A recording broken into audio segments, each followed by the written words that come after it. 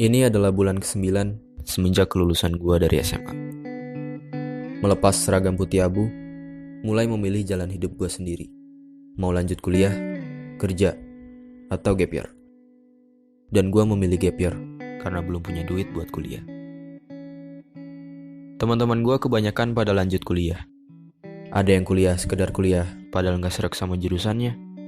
Ada yang kepaksa kuliah di suatu jurusan karena keinginan orang tuanya. Ada juga yang benar-benar tahu tujuan hidupnya kemana, berjuang mati-matian, dan sekarang berhasil masuk ke kampus impiannya.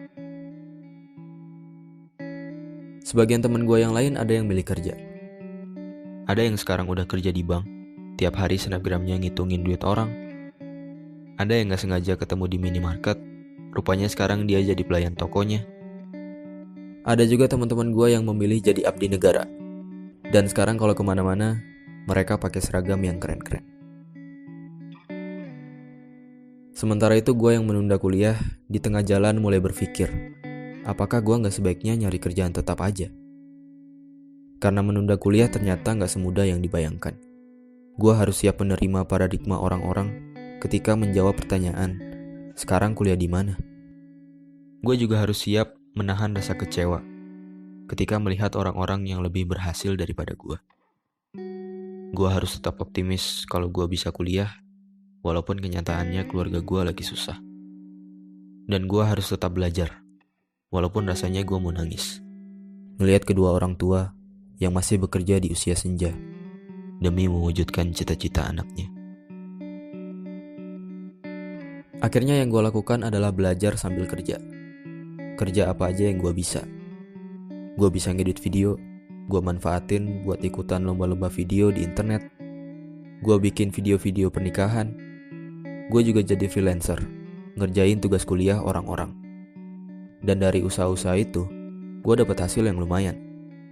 Ya, meskipun hasilnya gak pernah terkumpul buat biaya kuliah dan selalu habis buat kebutuhan rumah. Tapi gue bersyukur, seenggaknya letih yang orang tua gue rasakan, sekarang bebannya telah berkurang. Dan keringat yang bercucuran kini berganti dengan senyuman. Kehidupan setelah SMA membuka mata gue bahwa hidup sejatinya adalah seni memilih. Memilih mana yang mendingan. Karena pilihan apapun yang akan kita ambil, ingatlah bahwa tidak ada pilihan yang benar-benar sempurna. Mereka yang kuliah pernah bilang, enak ya, dia udah kerja, udah bisa jajan pakai duit sendiri.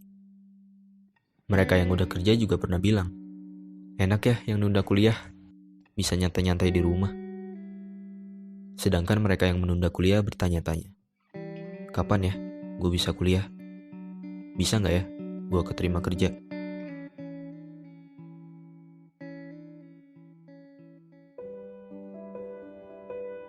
Untuk orang-orang yang sedang mengemban ilmu di bangku kuliah, sadarlah, banyak orang-orang yang tidak seberuntung kamu. Jangan menyia-nyiakan kesempatan yang kamu dapatkan. Tetap semangat, walau jurusan atau kampus yang kamu dapat tak sesuai keinginan. Dan jangan terus-terusan mengeluh atas tugas-tugas yang menumpuk berlebihan.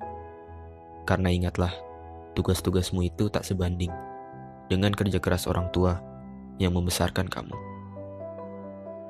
Untuk orang-orang yang sedang merasakan letihnya bekerja, berhentilah membanding-bandingkan hidupmu dengan orang lain. Karena manusia itu memandang dan dipandang. Ketika kamu melihat mereka, kamu merasa mereka adalah orang yang paling bahagia. Padahal ketika mereka melihat kamu, mereka merasa justru kamulah orang yang paling bahagia. Tanpa kamu dan mereka ketahui bahwa masing-masing sebenarnya punya kesedihan yang tak diperlihatkan.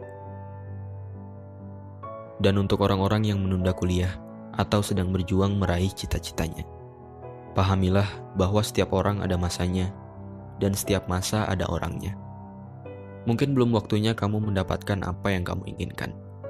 Tapi jangan menyalahkan keadaan. Ambil hikmahnya. Setidaknya sekarang kamu jadi tahu. Di saat terpuruk, siapa saja orang-orang yang tetap setia menemanimu. Siapa saja orang-orang yang terus mendukungmu.